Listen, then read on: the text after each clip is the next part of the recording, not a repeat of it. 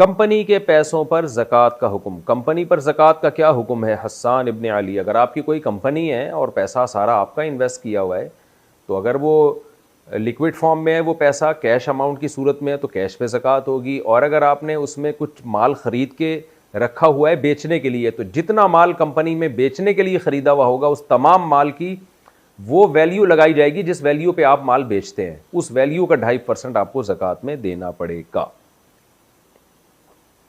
نماز اور صدقہ لوگوں کو دکھا کر کرنا، نماز یا صدقہ وغیرہ میں اس نیت سے دکھاوا کرنا کہ باقی لوگوں کو ترغیب ہو، کیا یہ ریا کے زمرے میں آتا ہے یا ایسا کرنا بہتر ہے؟ نیز اس کی حدود کیا ہیں؟ حمید اللہ صاحب کابل سے.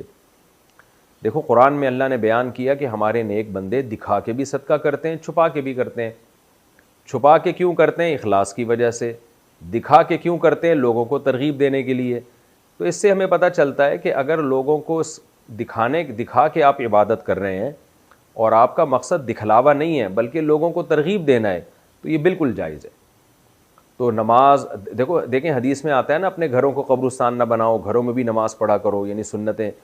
تو اس میں ایک بڑا مقصد ہے بچوں کو بھی ترغیب ہو. آپ دکھائیں گے بیوی بچوں کو تو ان کو بھی ترغیب ہوگی. صرف آپ کے کہنے سے ترغیب نہیں ہوتی، آپ بچوں کے سامنے بیٹھ کے دعائیں مانگا کریں، تلاوت کیا کریں تو ان کو بھی ترغیب ہوگی.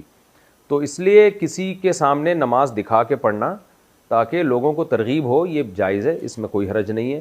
البتہ دل میں آپ کے کیا ہے یہ اللہ ہی جانے.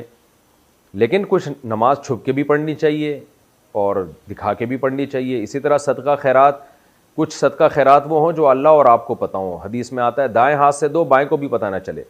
اور کچھ ایسے ہونے چاہیے جو دکھا کے بھی ہوں.